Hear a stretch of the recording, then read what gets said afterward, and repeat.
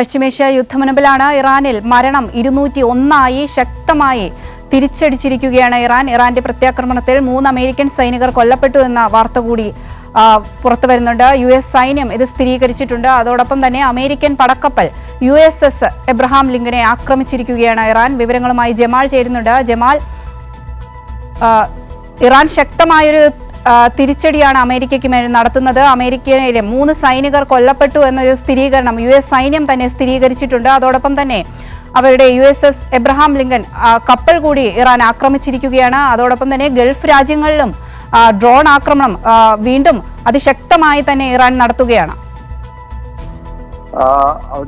ഈ Iraq Iran Israel America ബന്ധവുമായി ബന്ധപ്പെട്ട് ഇറാന്റെ മുൻ പ്രസിഡന്റായിരുന്ന മുഹമ്മദ് അഹമ്മദ് നജാദ് ഇസ്രായേൽ ആക്രമണത്തിൽ കൊല്ലപ്പെട്ടു എന്നാണ് റിപ്പോർട്ടുകളുണ്ട്. പക്ഷേ ഇക്കാര്യം ഇരു വിഭാഗങ്ങളും ഔദ്യോഗികമായി സ്ഥിരീകരിച്ചിട്ടില്ല.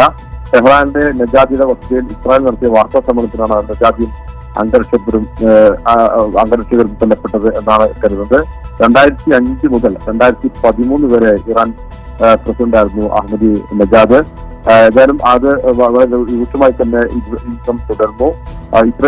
അതേസമയം ഇസ്രായേലിലെ ബെയ്ത്ത് ഷെമേഷ് നഗരത്തിൽ ഇറാൻ നടത്തിയ മിസൈൽ ആക്രമണത്തിൽ 8 പേരാണ് മരിച്ചിട്ടുള്ളത്. 20 പേർക്ക് പരിക്കേറ്റിട്ടുണ്ട്.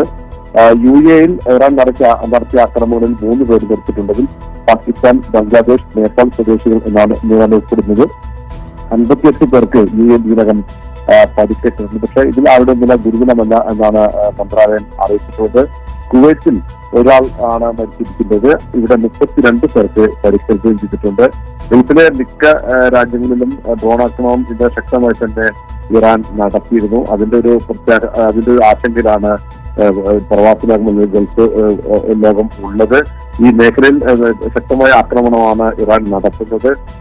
നേരത്തെ അമേരിക്കയുടെ സൈനിക താവളമില്ലാത്ത ഈ ഒമാനിൽ പോലും ഇറാൻ ഈ ആക്രമണം നടത്തുന്നു എന്നതാണ് ഏറ്റവും ഗൗരവമായ വസ്തുത.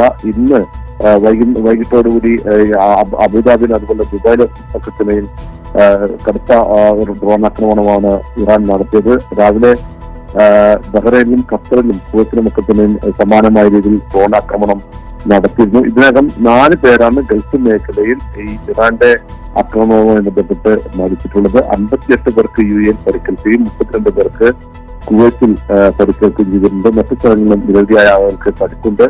ഏതായാലും മേഖലയിലെ സംഘർഷം ഇങ്ങനെ രൂക്ഷമായി തുടർന്നു.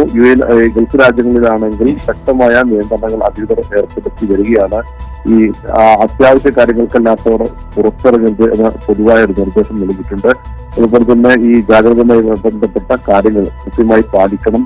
ജനങ്ങൾ ജാഗ്രത പാലിക്കണം. പരമാവധി വീടുകളിൽ തന്നെ കഴിയണം എന്ന നിർദ്ദേശവും അധികൃതർ നൽകുന്നുണ്ട്. മറ്റൊന്ന്, ഇപ്പോഴും ഈ ഗൾഫിലെ വ്യോമപാത അടച്ചിട്ട് തന്നെ ഇരിക്കുകയാണ്. പൂർണ്ണമായും മിക്ക രാജ്യങ്ങളും ഇത് പൂർണ്ണമായും അടച്ച നിലയിൽ തന്നെയാണുള്ളത്. അതുകൊണ്ട് തന്നെ ഈ നാട്ടിൽ നിന്ന് അല്ലെങ്കിൽ ഗൾഫിൽ നിന്ന് പുറം ലോകത്തേക്ക് പോകാനോ, പ്രത്യേകിച്ച് പ്രവാസി മലയാളികൾക്കോ അല്ലെങ്കിൽ വിദേശികൾക്ക് അവരുടെ നാടുകളിലേക്ക് മടങ്ങാനോ തിരിച്ചു വരാനോ ഉള്ള ഒരു സാഹചര്യമില്ല. ഇതുകൂടി ഈ പ്രവാസികളെ ഏറെ ആശങ്കയിലാക്കുന്നുണ്ട്.